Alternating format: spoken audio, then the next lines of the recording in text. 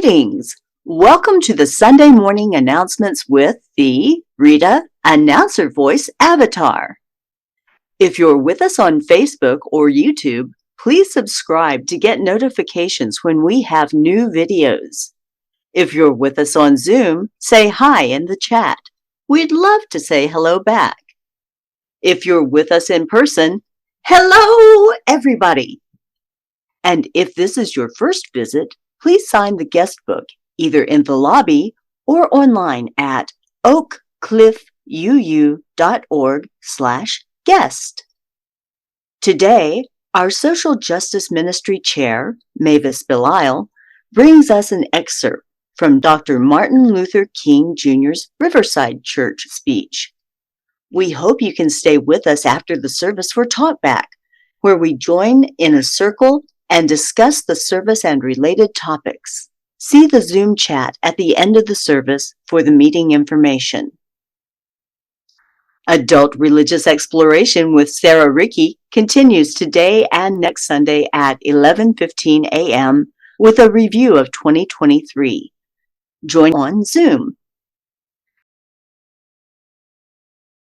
Due to the impending inclement weather, Jazz Jam has been rescheduled for next Sunday from 3 to 5 p.m. Our board will not be meeting this week. Coming up this week, our Widening the Circle of Concern work group continues to meet on Monday at 7 p.m. Please join us by attending the weekly meeting and or submitting your comments and suggestions via email at wcoc@oakcliffuu.org. Preparations for the January Diversity, Equity, and Inclusion workshops are wrapping up. The first workshop is scheduled for Saturday, January 27th from 9 a.m. till noon in Charity North. You can register online now.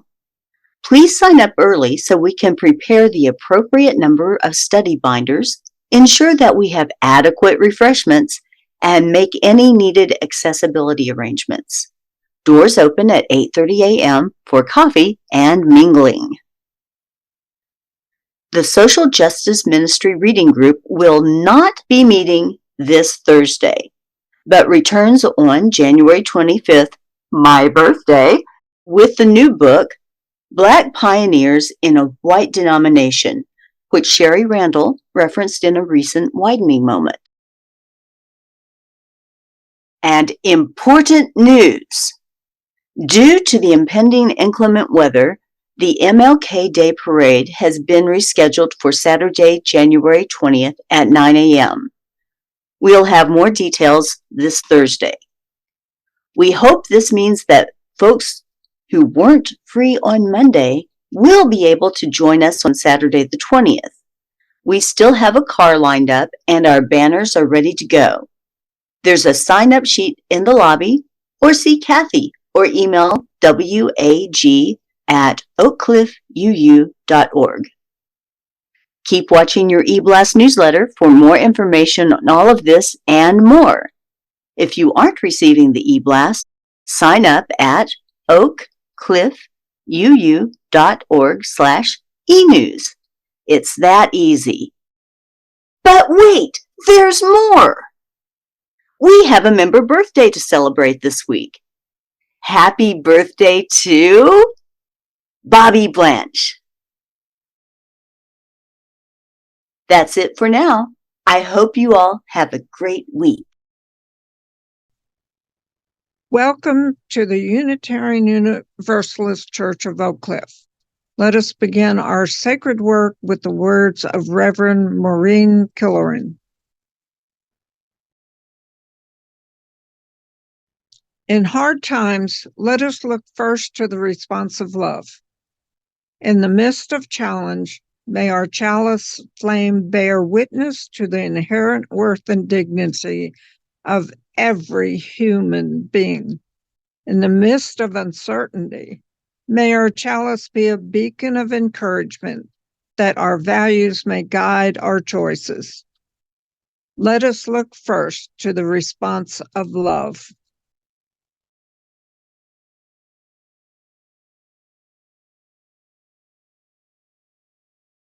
Over my head, I hear music in the air. Over my head, I hear music in the air. Over my head, I hear music in the air. There must be a God somewhere. Over my head, singing in the air. Over my head, I'm singing in the air. Over my head, I'm singing in the air. There must be a God somewhere. Over my head, there's trouble in the air. Over my head, I see trouble in the air. Over my head, I see trouble in the air. There must be a God somewhere. Over my head, I feel glass in the air. Over my head, I feel glass in the air. Over my head, I feel glass in the air. There must be a God somewhere. Over my head, I see angels in the air. Over my head, I see angels in the air. Over my head, I see angels in the air. There must be a God somewhere.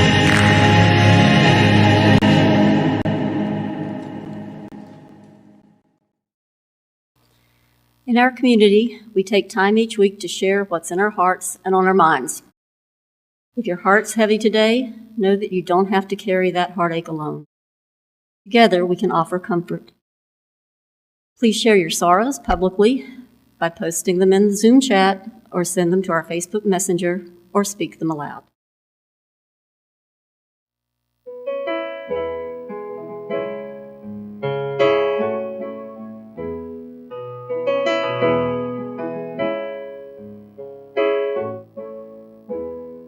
When I breathe in, I'll breathe in peace. When I breathe out, I'll breathe out love. When I breathe in, I'll breathe in peace. When I breathe out, I'll breathe out love.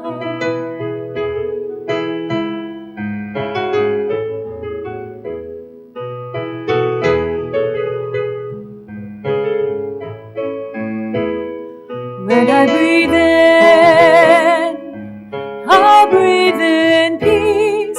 When I breathe out, I'll breathe out love. When I breathe in, I'll breathe in peace. When I breathe out, I'll breathe out love.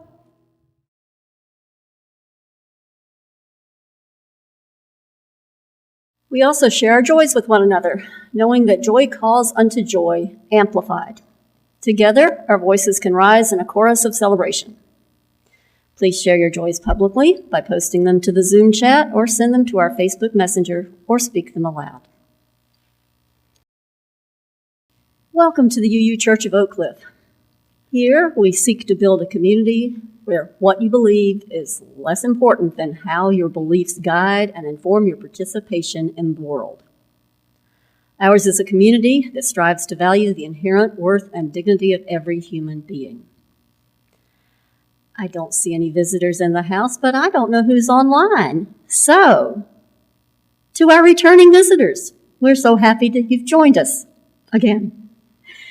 We know your time is precious, and we're honored to have you here today. We'd also like to extend a warm welcome to any who are joining us for the first time. We recognize the bravery it takes to come into a new place, in person or online, and we're glad you're here. Ours is a covenantal church. Latin for come together. Covenant means a solemn agreement or promise from the heart regarding a course of action between parties. The practice of promising to walk together is the core of our faith. Simply put, it's a guide for the behavior we expect from ourselves and each other. We are bound together by the promises we make to one another, and we recite our covenant during every worship service. Please rise in body or spirit as we recite our covenant, which appears magically on the screen. Because we love one another, we honor each individual's spiritual journey. We celebrate life's abundance in service to each other, our community, and the world. We connect with each other in love, respect, and acceptance. Thus, we do covenant together. And Sherri will lead us in Spanish. Porque nos amamos una al otro, honoramos el viaje espiritual de cada individuo. Celebramos la abundancia de la vida en el servicio entre sí, nuestra comunidad y el mundo. Ponemos en contacto a unos con otros en el amor, respeto y acepción. Así que hacemos pacto. Thank you. Please be seated.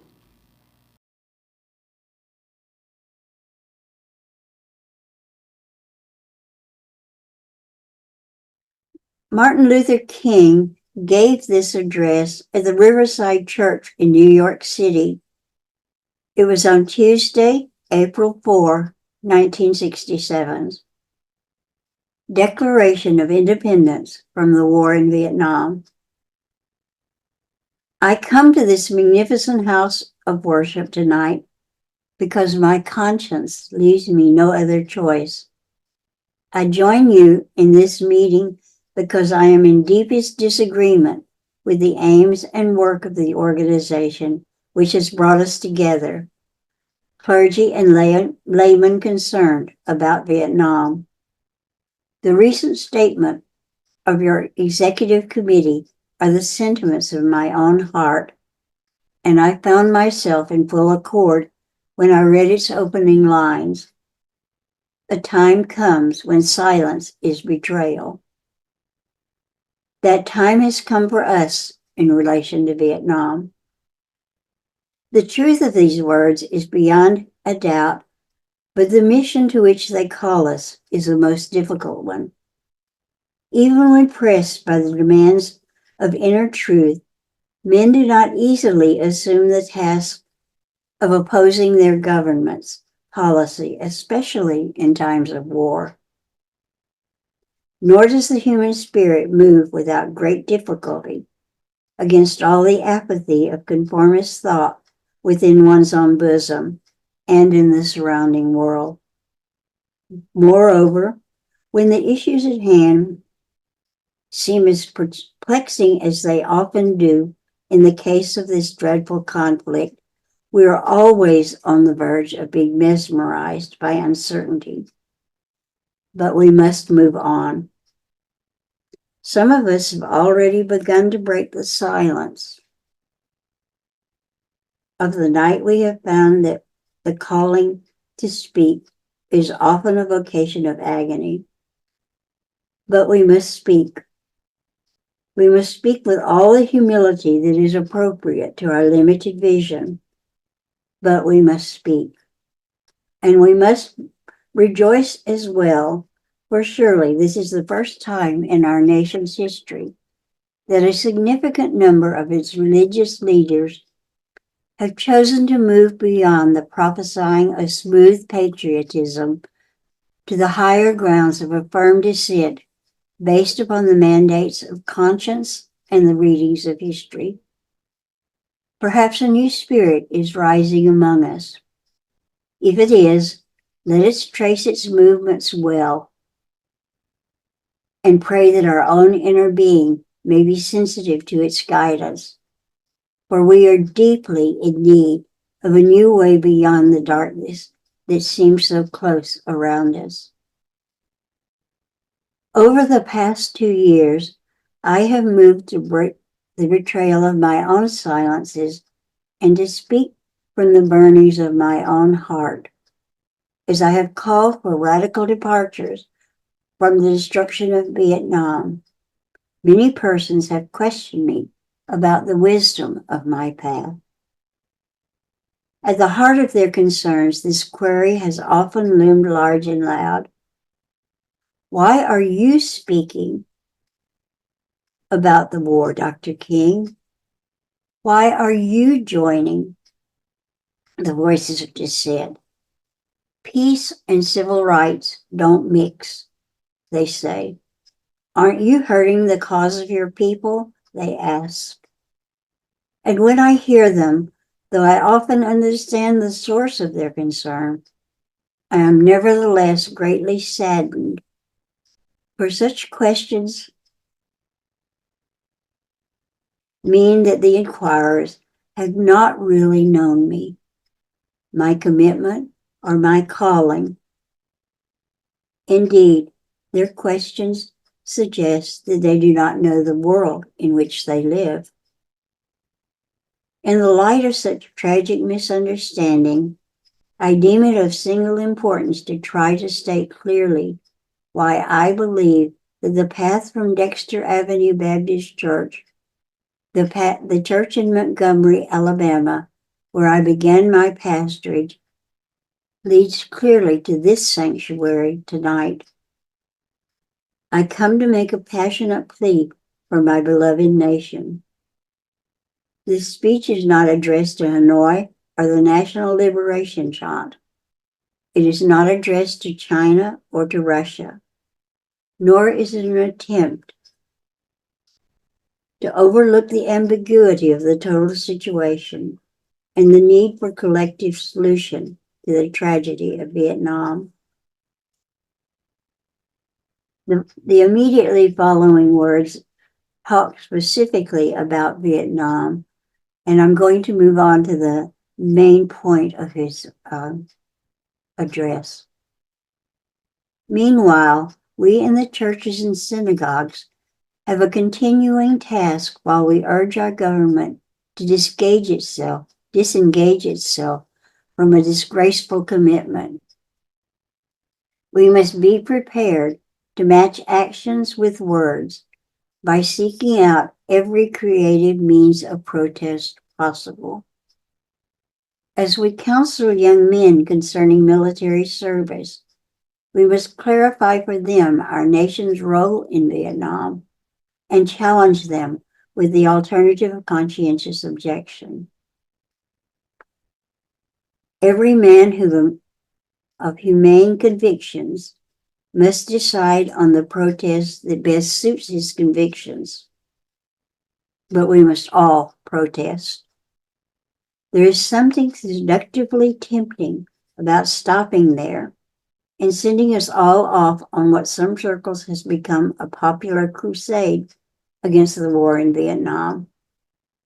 I say we must enter that struggle, but I wish to go on to say something even more disturbing.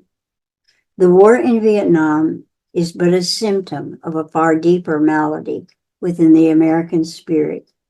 And if we ignore this sobering reality, we will find ourselves organizing clergy and laymen concerned committees for the next generation.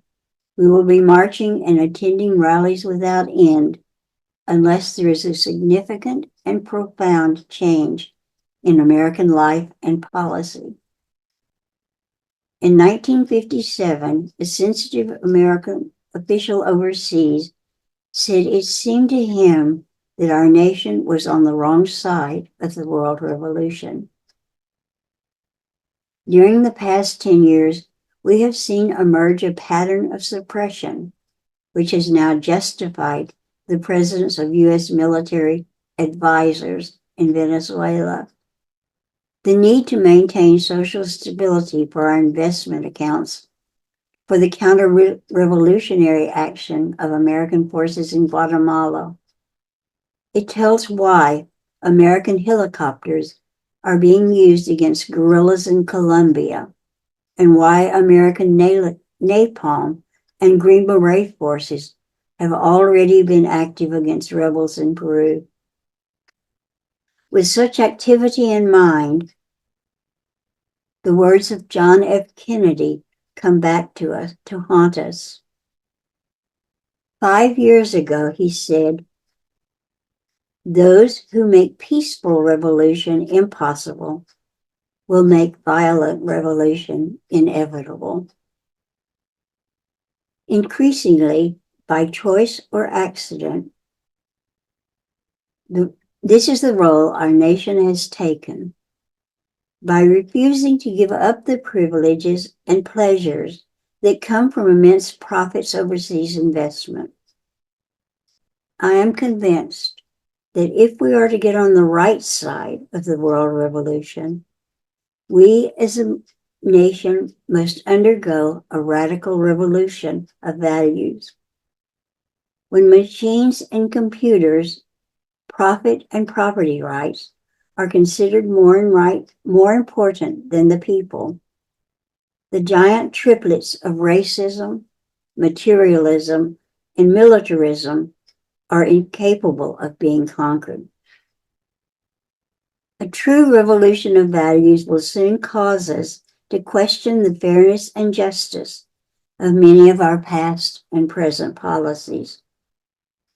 True compassion is more than flinging a coin to a beggar. It is not haphazard and superficial.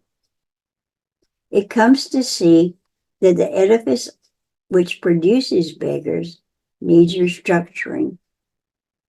A true revolution of values will soon look uneasily on the glaring contrast of poverty and wealth.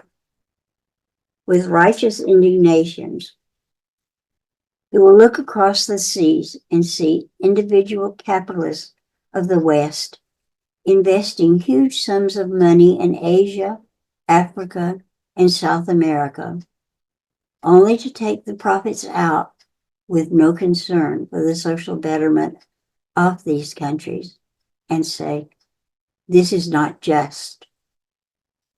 It will look at our alliance with the landed gentry of Latin America and say, "This is not just."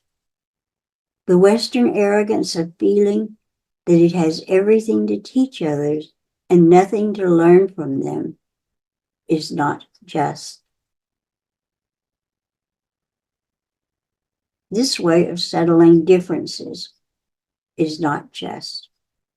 This business of burning human beings with napalm, of filling our nation's homes with orphans and widows, or injecting poisonous drugs of hate into the veins of people normally humane, of sending men home physically handicapped and psychologically deranged, cannot be reconciled with wisdom, justice, and love.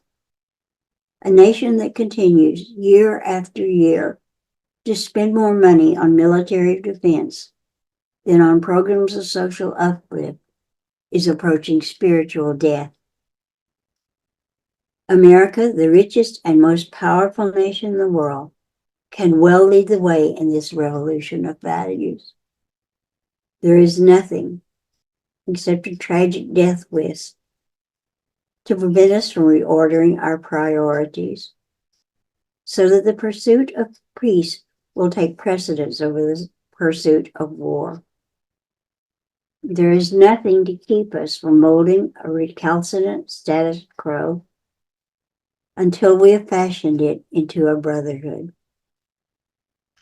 This kind of positive revolution of value is our best defense against communism. War is not the answer. Communism will never be defeated by the use of atomic bombs and nuclear weapons. Let us not join those who shout war and through their misguided passions urge the United States to relinquish its participation in the United Nations. These are the days which demand wise restraint and calm reasonableness. We must not call everyone a communist or an appeaser who advocates the ceding of Red China into the United Nations and who recognizes that hate and hysteria are not the final answers to the problems of these turbulent days. We must not engage in a negative anti-communism, but rather a positive thrust for democracy, realizing that our greatest defense against communism is to take offensive action on behalf of justice. We must, with positive action, seek to remove those conditions of poverty, insecurity, and injustice, which are the fertile soil in which the seed of communism grows and develops. These are revolutionary times. All over the globe, men are revolting against old systems of exploitation and oppression. And out of the wombs of a frail world, new systems of justice and equality are being born. The shirtless and barefoot people of the land are rising up as never before. The people who sat in darkness have seen a great light. We in the West must support these revolutions. It is a sad fact that because of comfort, complacency, and a morbid fear of communism, our proneness to adjust to injustice, the Western nations that initiated so much of the revolutionary spirit of the modern world have now become the arch anti-revolutionaries. This has driven many to feel that only Marxism has the revolutionary spirit. Therefore, communism is a judgment against our failure to make democracy real and follow through on the revolutions that we initiated. Our only hope today lies in our ability to recapture the revolutionary spirit and go out into a sometimes hostile world, declaring eternal hostility to poverty, racism, and militarism. We must move past indecision to action. We must find new ways to speak for peace in Vietnam and justice throughout the developing world, a world that borders on our doors. If we do not act, we shall surely be dragged down the long, dark, and shameful corridors of time, reserved for those who possess power without compassion, might without morality, and strength without sight. Now let us begin. Let us rededicate ourselves to the long and bitter but beautiful struggle for a new world.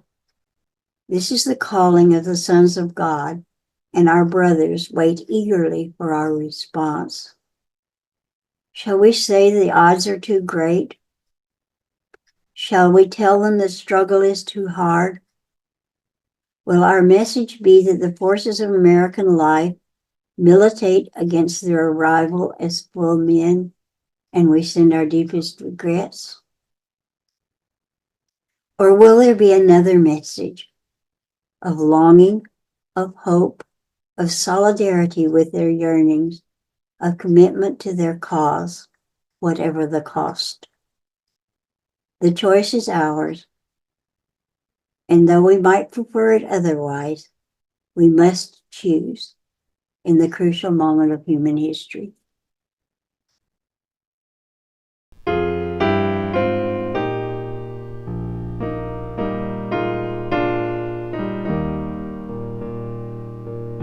We would be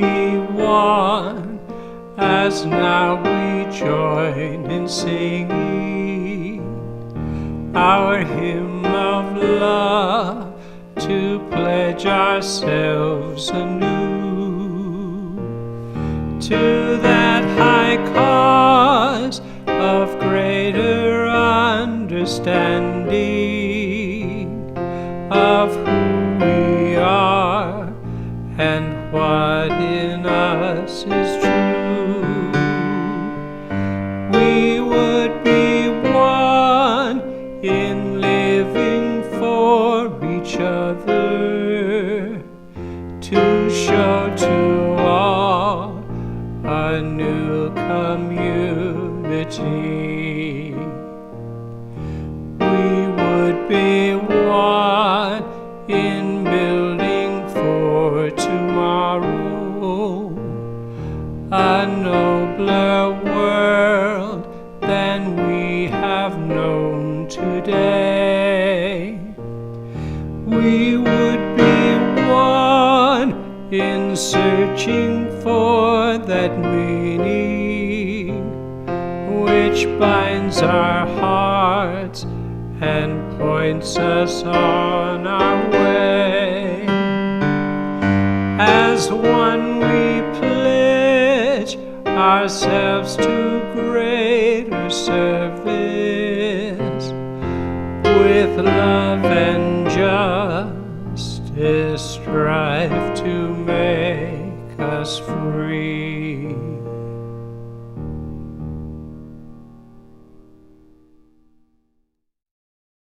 In the spring of 2021, UUCOC added a second covenant to our weekly worship service. Our Widening the Circle of Concern, WCOC, work takes its name from an in-depth UUA study that was published in 2020 and with which we have been actively engaged ever since. We, the Unitarian Universalist Church of Oak Cliff, commit ourselves to the study and dismantling of racism and oppression within our congregation. We commit our congregation and ourselves to the work of anti-racism and anti-oppression. We commit ourselves to listening, to learning, and to action. When we fail, we commit ourselves to trying again and again. We covenant to begin this work and to continue until all of us can truly say that we are a beloved community of justice, equity, and compassion. Thank you. Poet, novelist, fiction writer, and playwright Langston Hughes is known for his insightful portrayals of Black life in America from the 1920s to the 1960s. He played a significant role in shaping the artistic contributions of the Harlem Renaissance and often gave voice to the conflict between our national aspirations and our national reality, especially as experienced by people of color. In the full text of the Riverside Church address, the Reverend Dr. King quotes a few lines from Hughes' epic 1935 poem, Let America Be America Again. Oh yes, I say it plain. America never was America to me, and yet I swear this oath, America will be. It's a poem well worth your time to read or reread in full. Due to its length and complexity, I won't be sharing it at this time, except as a link in the recording of this worship service. What I will share, though, is a much shorter work on the same theme. Langston Hughes' I Too was published in his first volume of poetry, The Weary Blues, in 1926. The opening line references Walt Whitman's poem, I Hear America Singing. I too sing America. I am the darker brother. They send me to eat in the kitchen when company comes, but I laugh and eat well and grow strong. Tomorrow I'll be at the table when company comes. Nobody'll dare say to me, eat in the kitchen then. Besides, they'll see how beautiful I am and be ashamed. I, too, am America.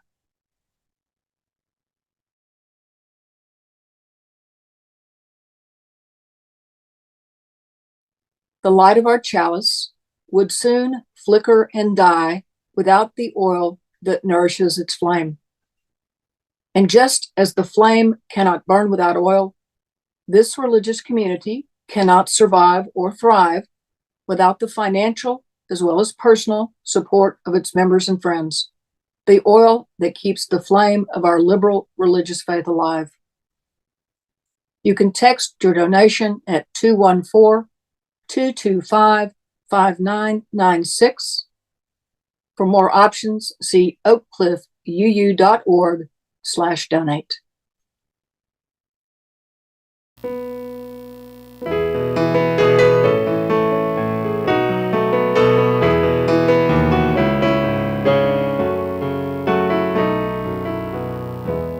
From you I receive, to you I give. Together we share, and from this we live.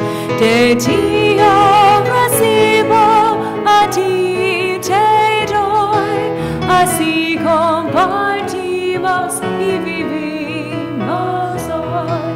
From you I receive, to you I give. Together we share, and from this we live. De Dio recibo, a ti te doy, así compartimos y vivimos hoy. Our closing words today come from the Reverend Naomi King, Unitarian Universalist teacher, justice seeker, wheelchair user, yoga teacher, and daughter of writers Stephen and Tabitha King. When the world's violence shatters the joy of a moment, we pause and reach out for the hands that remain. We open our hearts with love. When despair rises as a monster from the deep and drags down one of our own, our answer is that we open our hearts with love. When hatred and anger rage in fire and suffering, we bend to pick up the wounded, to bind up ourselves, and we open our hearts with love. Hatred never ceases by hatred, but by love alone can be healed. This is the truth we affirm. We live with courage and with a wider and wider circle of that force that bends our lives to ones of mercy, justice, and compassion. We open our hearts with love. Amen. We extinguish this flame, but not the light of truth, the warmth of community, or the fire of commitment. These we carry in our hearts until we are together again. Extinguimos esta llama, pero no la luz de la verdad, el calor de comunidad o el fuego de nuestro compromiso. Estos los llevaremos en el corazón hasta que estemos juntos otra vez.